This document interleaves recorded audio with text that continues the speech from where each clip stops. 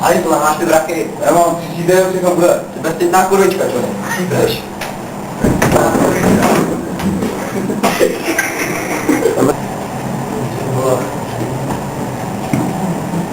To je fakt mrtvé. To vám neděl. Dobrý den, tady policie.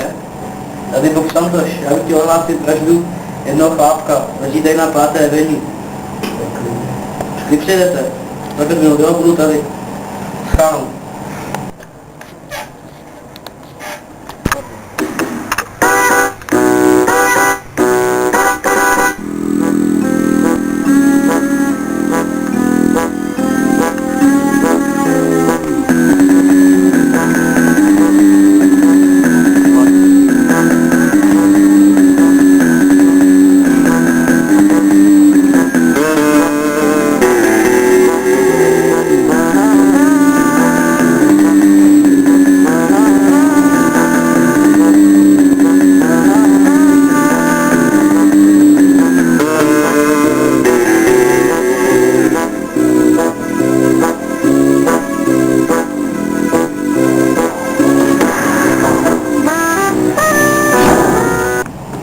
Ahoj Luigi, jak to vypadá? Ahoj.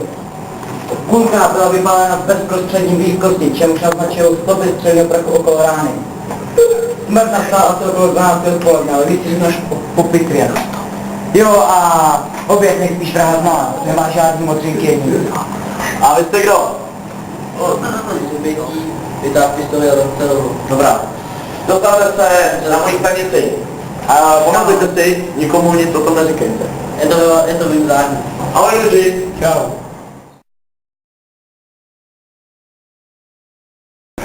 Dobrý den. Dobrý den. Dobrý den.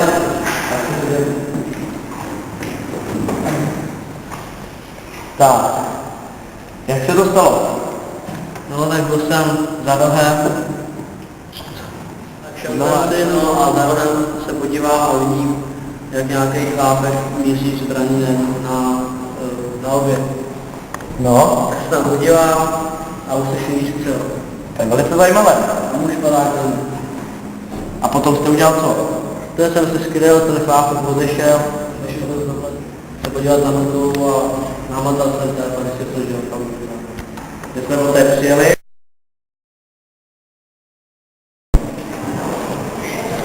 hej, to je on!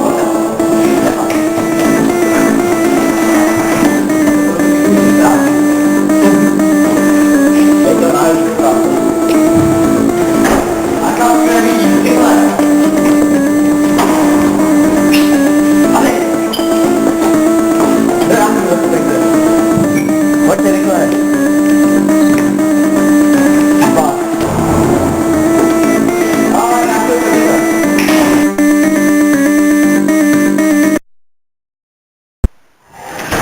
Jdete, pane Sanko, zkoušej to na mě, hajzle.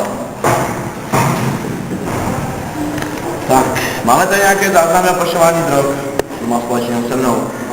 Vy prý vlastníte 6 obrů na 23. avenue. No, to vlastně. A je to plný drogova od rána do večera. No, o tom nic nevím. Našli jsme mrtvolu a student nám dosvědčí, že se to byl právě. No, tak to není možný. Ale je. Prozatím, Sanko, se uvidíme.